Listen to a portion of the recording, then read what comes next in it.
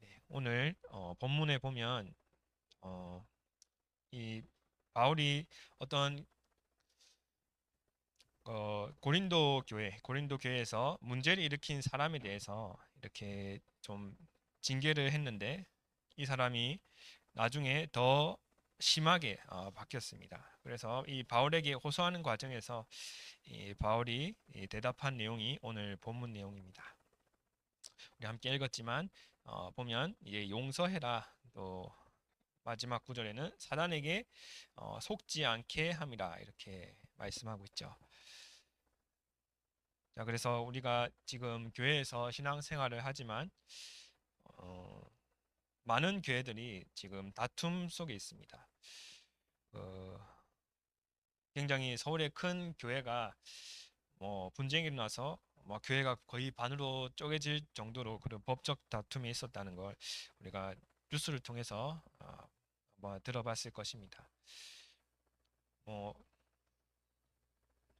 유광수 목사님도 이렇게 뭐 수준 여러 교회를 다녔는데 뭐 좋은 교회 나쁜 교회 뭐 할 것 없이 다뭐 수준 있게 또는 수준 낮게 이렇게 싸우는 거를 봤다고 그렇게 고백을 많이 하는 걸 볼 수가 있죠. 그래도 우리는 교회를 다녀야죠. 네, 교회에서 복음이 선포됩니다. 다른 곳에서는 복음이 선포되지 않고 하나님께서는 이 교회를 통해서 역사하시죠. 우리가 그러면 교회 안에 저희 교회는 지금 많은 분들이 지금 복음 안에서 굉장히 선한 역할을 많이 하고 계신 것 같아요. 그런데 그 밖의 교회들이 이렇게 다툼 속에 있다. 그런 현장을 우리가 볼 때, 그럼 이유와 결과를 우리가 알 수 있겠죠. 복음을 몰라서 그렇습니다. 복음은 무엇인가요? 복음은 하나님께서 우리 인간을 사랑하셔서 우리에게 하나님 만난 길을 열어주신 것이죠. 우리 모두는 잘났고 못났고가 없습니다. 모두 다 부족합니다.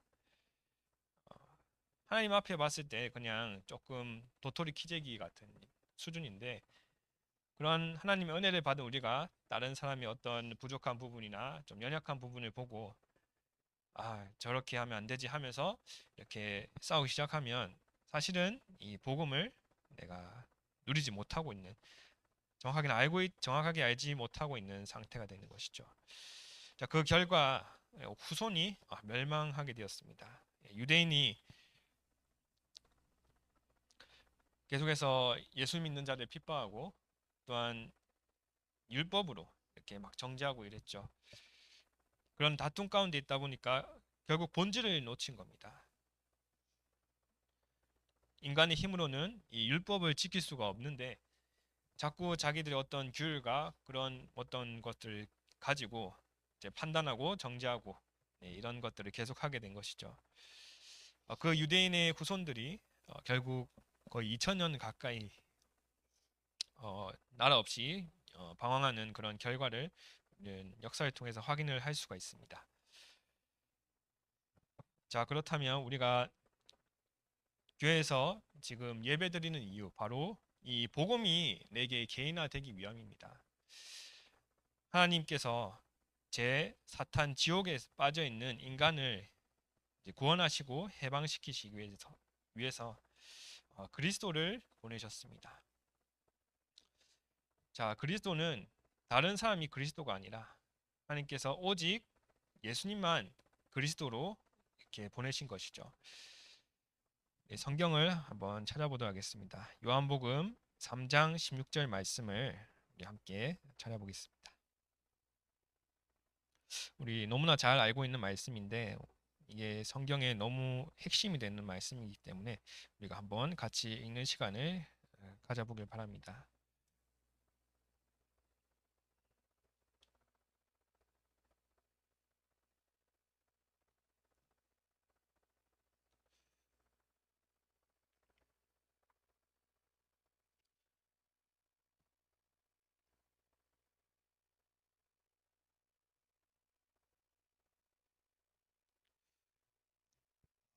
잠시만요.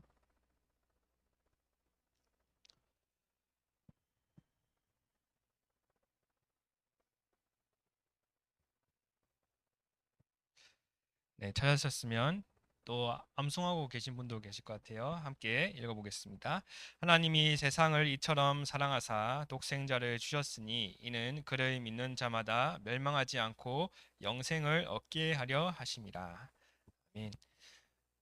하나님께서 독생자 예수 그리스도를 보내주시고 이제는 그 예수 그리스도를 믿는 자마다 멸망하지 않고 지옥 가지 않고 이제는 영생을 얻게 하려 하심이라. 하늘나라 새하늘 새 땅에서 영원토록 하나님과 함께하는 축복을 구원받는 자들에게 이렇게 약속을 하신 것입니다. 자, 복음을 아는 사람은 그래서 인간이 가지고 있는 그 문제의 원인과 또한 답을 알고 있죠. 그 속에서 또한 하나님의 큰 계획이 숨겨져 있음을 알게 됩니다. 우리가 현장에서나 또한 교회 안에서나 문제 만났을 때, 어려운 모르는 다른 사람 봤을 때 정말 기도하고 있는다면 그 속에 어떤 하나님의 계획이 숨겨져 있는지는 하나님께서 분명히 보여주실 것입니다. 그래서 첫 번째로 복음 가진 자는 하나님의 큰 계획이 있음을 아는데 렘넌트 7명을 대표적으로 알 수가 있죠. 자, 요셉이 형들이 나를 판 게 아니고 하나님이 나를 앞서 보내셨다. 하나님의 계획을 알고 있음이 이제 확인되는 부분이죠. 초대교회는 핍박을 두려워하지 않았습니다. 초대교회가 붙잡은 말씀이 있죠. 예수님께서 승천하시기 전에 중요한 사명을 주셨습니다. 하나님 나라에 대해서 40일간 말씀하시고 그리고 땅 끝까지 증리되리라. 모든 족속으로 가서 제자 삼으라. 만민에게 복음을 전파하라. 자, 이 중요한 사명을 주셨습니다. 자, 그 말씀 붙잡고 사명 붙잡고 초대교회가 오로지 기도에 힘쓴 것입니다. 자, 그런 가운데 초대교회한테 핍박이 또 여러 가지로 닥쳐왔죠. 또 열두 제자 중 대부분의 제자들이 또 순교를 당했고요. 그런데 그 가운데서도 끝까지 이 복음을 전파한 이유는 끝까지 이 복음을 놓치지 않은 이유는 하나님의 큰 계획이 있음을 알았기 때문입니다. 세 번째로 시대적으로 또 증거되고 있는 부분이 신사참배를 반대한 주기철 목사님이 이제 이것이 우상숭배다. 그러니까 성경에 우상숭배하지 말라 이 말씀을 따라 결단을 한 것이죠. 이것은 하나님 뜻이 아니다. 그러면서 이제 순교하기까지 신사참배를 반대했습니다. 또한 그 뒤에 손양원 목사님은 자기 아들을 죽인 살인자를 심지어 자기의 양자로 삼았습니다. 그 상황을 한번 이 두 분의 처한 상황을 생각해 보면 정말로 기도를 했을 것 같아요. 어떤 상황이었을까요? 우리 랩런트들은 평생에 또한 저도 마찬가지로 쉽게 겪을 수 없는 상황일 텐데 정말 이들이 복음 가졌기 때문에 또한 그 속에서 하나님께 나아갔기 때문에 하나님의 계획을 붙잡았던 것이죠. 우리 랩런트 속에 우리 삶에 또한 우리 교사분들이 사는 삶에 분명히 뭔가 큰 어려움이 있을 겁니다. 저도 참 경제적으로 어려울 때가 몇 년 전에 찾아왔어요. 예, 이미 시간이 벌써 2년 가까이 지났는데 정말 이 급하게 급전이 필요한데 제가 어떻게 구할 방도가 없는 겁니다. 가족도 도움이 안 되고 이거는 정말 제가 기도해서 응답받을 수밖에 없는 부분이었어요. 예, 그런데 기가 막히게 그때 이제 차를 팔았어요. 제가 그때 모닝을 몰고 있었는데 지금 모닝이 없죠. 지금 다른 차를 몰고 있는데 그렇게 하던 가운데 그게 진짜 힘든 경우였어요. 어, 중고차면 보통 빨리 팔려도 한 일주일은 걸리거든요. 거의 한 이틀, 4일 만에 팔았어요. 네. 그것도 당근으로. 예, 여러분 당근 보면 중고차 많이 올라오죠. 예, 그게 저는 그때 정말 체험했습니다. 하나님이 나의 인생을 진짜 책임지시는구나. 물론 그런 부분이 굉장히 뭐 육신적인 부분이긴 한데 제게는 정말 필요한 응답이었기 때문에 정말 하나님이 내 인생을 책임지시는구나 뭐 이런 생각을 할 수밖에 없죠. 어, 그래서 우리 권사님들은 아마 그런 부분이 한두 가지씩은 증거로 가지고 계실 거예요. 우리가 어떤 때 살다 보면 흔들릴 수가 있습니다. 이게 맞나? 아니면 하나님이 정말 내 삶에 역사하고 계시나? 이런 의문과 또한 어떻게 보면 의심과 불신앙일 수가 있죠. 그런데 하나님께서는 분명히 그 하나님의 자녀들을 결코 멸망하지 않는 가운데로 확실하게 인도하고 계신다는 겁니다. 그거를 우리가 기도하는 가운데 정말 예배 자리에 통해서 분명하게 증거로 붙잡고 속지 않길 바랍니다. 오늘 제목이죠. 사단에게 속지 않게 하려 합니다. 자, 복음 가진 자는 두 번째로 이제 사단한테 속지 않기 위해서 어떤 때는 또 참기도 하고 또한 용서하기도 하고 기다리기도 합니다. 자, 요셉은 자기를 누명씌운 보디발 부인을 용서했죠. 총리가 되어서도 이 보디발 부인을 다시 호출해서 뭐 비난하거나 이렇게 죄를 묻지 않았습니다. 형들 또한 용서를 했고요. 또한 다윗은 사울 왕을 끝까지 용서했습니다. 자기를 죽이려고 끝까지 쫓아왔는데 그런 가운데 사울 왕을 충분히 해할 수 있는 자리에 있었음에도 다윗은 하나님의 기름 부음 받은 종이기 때문에 내가 결코 손댈 수 없다 이런 결단을 하고 사단에게 속지 않는 그러한 응답을 받았죠.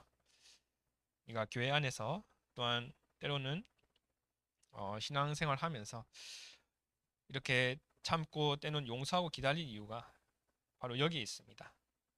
사단은 계속해서 분란시키기 원해요. 네, 복음 가진 자들이 서로 사이가 멀어지게 만들고 같이 복음 운동하는데 이제 원리스해서 나가야 될 그런 부분인데 자꾸 이렇게 연약하게 만들고 무너지게 만듭니다. 저는 한 주간 이렇게 또 기도를 하게 되더라고요. 감사합니다. 속지 않게 하옵소서. 우리가 현실 속에 푹 빠져 있다 보면 또한 어떤 사람들과의 관계, 어떤 하는 말들 이런 것들에 그냥 말씀 안 붙잡고 그냥 그거를 그대로 받다 보면 계속해서 우리는 속는 상황으로 들어가게 돼요. 그래서 말씀을 놓치지 말라는 거죠.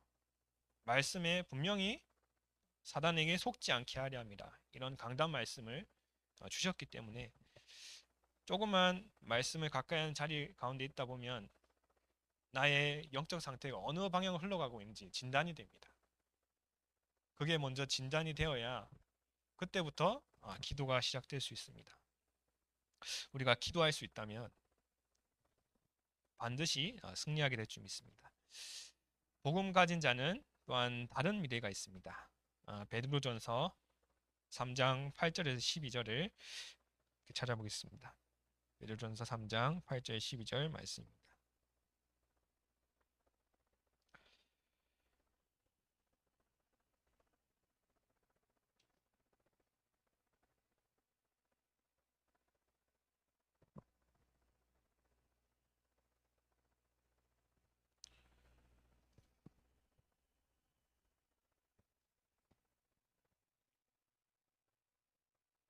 제가 읽도록하겠습니다.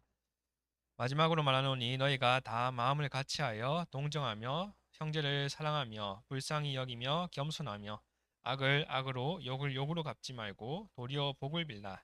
이를 위하여 너희가 부르심을 받았으니 이는 복을 이어받게 하려 하심이라. 그러므로 생명을 사랑하고 좋은 날 보기를 원하는 자는 혀를 금하여 악한 말을 그치며 그 입술로 거짓을 말하지 말고 악에서 떠나 선을 행하고 화평을 구하며 그것을 따르라. 주의 눈은 의인을 향하시고 그의 귀는 의인의 간구에 기울이시되 주의 얼굴은 악행하는 자들을 대하시느니라 하였느니라. 아멘.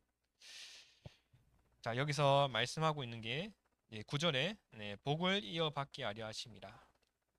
악을 악으로 갚지 말고 욕을 욕으로 갚지 않을 이유는 그 사람에게 하나님께서 복을 이어준다는 말씀이에요.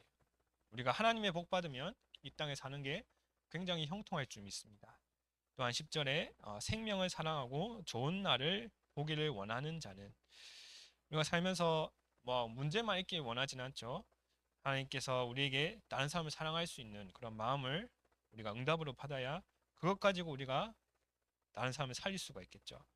또한 우리의 살면서 형통하는 가운데 또한 좋은 날을 볼 수 있도록, 그것이 우리가 복음을 가지고 또한 용서하고 그들에게 사랑을 베푸는 이유가 되는 것입니다.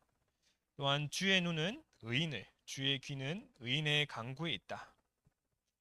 하나님께서 나의 기도를 들으시고 나의 일거수일투족을 보고 계신다면 우리는 반드시 성령님도 받을 줄 믿습니다.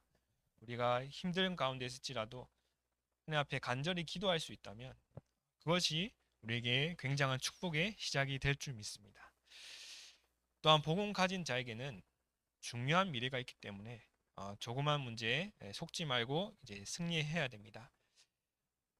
복음을 가지지 않은 자에게, 하나님만 모르는 자에게 반드시 오는 불신자 6가지 상태, 그 멸망이 있죠. 이스라엘에 보면 결국 복음이 놓쳤기 때문에 계속해서 무너지고 노예로, 포로로, 속국으로 간 역사를 우리가 확인할 수가 있습니다. 지금 뭐 세상 사람들도 보면 굉장히 육신적 욕심을 따라 많은 것들을 또한 선택하고 관심을 두고 또 행동하고 있죠. 그 속에 진짜 답이 없기 때문에 결국 무너지고 지금 많은 사람들이 좀 극단적 선택까지 하는 경우를 많이 볼 수가 있습니다. 그렇다면 우리 구원받은 하나님 자녀에게는 반대로 이 천국 배경이 있습니다. 구원받은 그때부터 우리에게는 하나님 자녀가 되어서 이제는 하나님께서 우리에게 성령으로 함께 하시고 인도하시고 또한 기도에 응답하신 줄 믿습니다. 우리에게 이 하나님 나라가 배경이기 때문에 하나님께서 우리를 끝까지 세계복음을 할 수 있는 그 자리로 인도하고 계시는 것이죠. 그래서 우리가 그들을 보면서 이제 기도하고 복음을 전하는 것이 하나님께서 우리에게 주신 사명입니다. 다음 주는 또 생명 초청 잔치죠. 네, 유튜브에 또 광고가 나와 있습니다. 참 복음 전하기 좋은 타이밍인 것 같아요. 초청잔치 초청장도 이제 준비가 되어 있으니까 우리가 그걸 마음대로 활용을 하시면 좋을 것 같아요. 저도 이렇게 생각을 하면서 저희 중직자 편지하고 초청장을 이제 같이 좀 찝어서 이렇게 그냥 우편함에 몇 개 넣어놨습니다. 네, 제 입장에는 그게 가장 쉬운 전도예요. 가장 편한 전도예요. 예. 뭐 그런 가운데 또 보고 관심 있는 사람은 올 수도 있겠죠. 우리 또 월요일마다 또 캠프 하시는 분들 계시잖아요. 그때마다 이거를 뭐 자료로 삼아서 전달하면 굉장히 전도에 요긴하게 쓰일 수가 있습니다. 우리가 그것이, 제 같은 경우는 약간 성격이 조금 많이 내성적이다 보니까 막 사람들 가서 이제 말을 잘 못하겠더라고요. 예, 물론 현장을 보고 100% 성령 인도 받아서 전도문이 열려서 거기로 인도받는 게 가장 정확한 응답이겠지만 한 번은 이렇게 현장 나가서 이제 캠프로 인도받는 시간표도 필요한 것 같습니다. 네, 그런 상황 가운데 우리가 계속 전도에 관심을 가져야 돼요. 네, 계속 기도하고 또 우리 자신을 전도할 수 있는 환경에, 현장으로 또 노출시켜야 됩니다. 우리 현장에 만나는 불신자를 두고 계속해서 기도를 해야 되고요. 그런 가운데 우리가 또 기도하는 가운데 하나님께서 분명히 만남의 축복과 예비된 영혼을 붙여주실 줄 믿습니다. 결론적으로 사단에게 속지 마라. 사단은 거짓의 아비이기 때문이다. 네, 이렇게 말씀 주셨습니다. 요한복음 8장 44절에 그렇게 말씀하고 있죠. 그래서 사단은 하나님의 축복을 모르도록 만들고 자꾸 분쟁해서 이제 망하도록 만듭니다. 우리가 그래서 날마다 기도에 끼어 있어야 할 이유가 바로 여기 있습니다. 두 번째로 욥의 고난을 보면 이 욥이란 인물을 우리 교사분들 렘트 아마 한 번쯤은 들어봤을 거예요. 욥이 이렇게 시험에 들기 전에 굉장히 뭐 부족함 없이 이렇게 잘 지내다가 사단이 이제 욥에게 이제 시험이 들어온 겁니다. 이런 문제 저런 문제 주면 이 욥의 신앙이 떨어지고 하나님을 결국 믿지 않을 것이다 이런 생각을 했는데 이 욥이 그런 가운데 고백한 게 있죠. 하나님께서 나를 단련하신 후에 하나님 앞에 정금같이 나올 것이다. 자, 이 욥이 어떤 고난을 당했는가 하면 우리로서는 차마 감당하기 힘든 고난일 거예요. 욥의 아내와 또 자녀들이 다 죽었어요. 예, 적용이 되네요. 엄청 심각하죠. 욥의 지금 사진을 보듯이 굉장히 고통스러운 질병 가운데 시달렸습니다. 예, 그런 가운데 욥이 이런 중요한 고백을 했죠. 사단에게 속지 않았고 오히려 사단을 속였습니다. 사단은 욥에게 고난을 주면 욥이 조금 이렇게 무너질까 낙심할 줄 알고 고난을 줬는데 오히려 그 속에서 더욱더 하나님을 붙잡고 하나님 앞에 나아간 것입니다. 우리에게 어떤 고난이 있을지라도 먼저 기억할 말씀은 하나님께서는 감당할 시험만 허락하신다. 예. 그러니까 우리가 뭐 너무 힘든 가운데 있을지라도 그곳에서 낙심할 필요는 없습니다. 하나님께서 분명히 알고 계시고 허락하신 것이기 때문에 욥처럼 중요한 고백을 하는 그러한 응답받는 시간표가 되면 되겠습니다. 위기가 왔을 때 기회로 볼 수 있는 눈이 열리는 은혜가 있길 바랍니다. 우리가 살아가다 보면 경제 위기가 올 수가 있고요. 건강 위기 또는 무능의 위기가 올 수 있습니다. 자, 이 세 가지 위기에 대해서 어떻게 기회로 보아야 되느냐? 렘트들은 한번 정리할 필요가 있겠죠. 경제 위기, 쉽게 말하면 수중에 돈이 없어요. 막 살아가기에 너무 빠듯해요. 자, 그럴 때 어떻게 해야 돼요? 위기가 되겠죠. 어, 저도 비슷한데 저는 없으면 거의 안 씁니다. 저도. 예.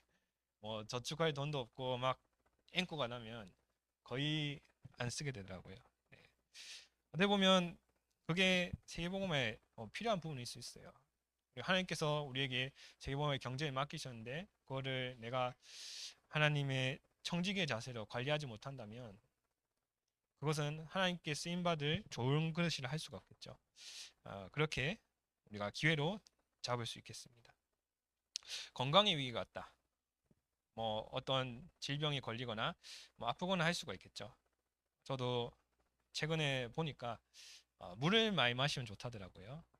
조금 몸에 나트륨이 많이 쌓였는지 조금 통증이 살짝 있었는데 어, 오히려 제 자신이 그러한 어떤 건강을 챙기고 여러 가지 제 몸을 돌아보는 기회로 삼았습니다. 또 무능이라 하면 뭐 직업을 계속해서 잃거나 뭔가 능력이 없어서 계속해서 실패하는 가운데 놓이는 걸 말하는 거겠죠. 그때는 제일 밑바닥으로 들어가서 기초부터 제일 밑바닥부터 시작하면 됩니다. 학업에 있어서도 계속해서 뭔가 성과가 안 나온다 그러면 제일 기초부터 다시부터 거기부터 이제 잡고 들어가는 거고 만약에 직업적으로 뭔가 힘들다 계속해서 갈등과 문제 속에 내가 감당하지 못하겠다 그러면 그 밑에 자리로 가면 됩니다. 더 밑으로 가면 됩니다. 바닥으로 가서 거기서 최고를 향해서 이제 바라보고 이제 도전을 하는 것이죠. 그래서 하나님 자녀는 어느 자리에 있어도 사실은 문제될 거 없어요. 저도 지금 낮과 밤이 바뀐 생활을 오랫동안 하고 있지만 지금 하나님 은혜를 제일 많이 누리고 하긴 하는 것 같습니다. 하나님께서 저를 또 준비시키고 계시는 과정이죠. 그래서 감사할 수밖에 없습니다. 문제는 그래서 찬스입니다.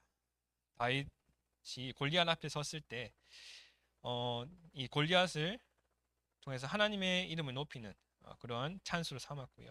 다니엘의 세 친구는 불 가운데 들어가더라도 하나님께서 구해주시지 않으실지라도 우상 앞에 절할 수 없다. 이렇게 하나님의 이름을 높일 하나님을 증거할 찬스로 삼았습니다. 우리가 기도할 때 오직 예수 그리스도 이름 기도했을 때 그것대로 응답이 안 올 때가 때로는 있어요.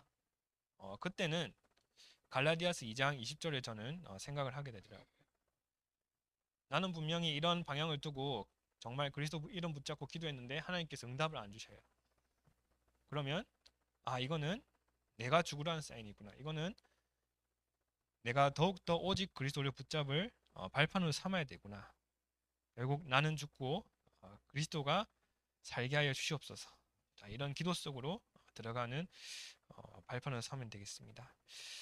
에베소서 5장 17절에는 그러므로 어리석은 자가 되지 말고 오직 주의 뜻이 무엇인가 이해하라. 우리가 어떤 환경 속에 있을 때 하나님의 뜻을 발견할 수 있도록 발견할 때까지 계속해서 기도로 매달리는 자세가 필요한 줄 믿습니다. 복음 가진 자는 성령이 역사하시기 때문에 결국 다른 눈이 열리게 되어 있습니다.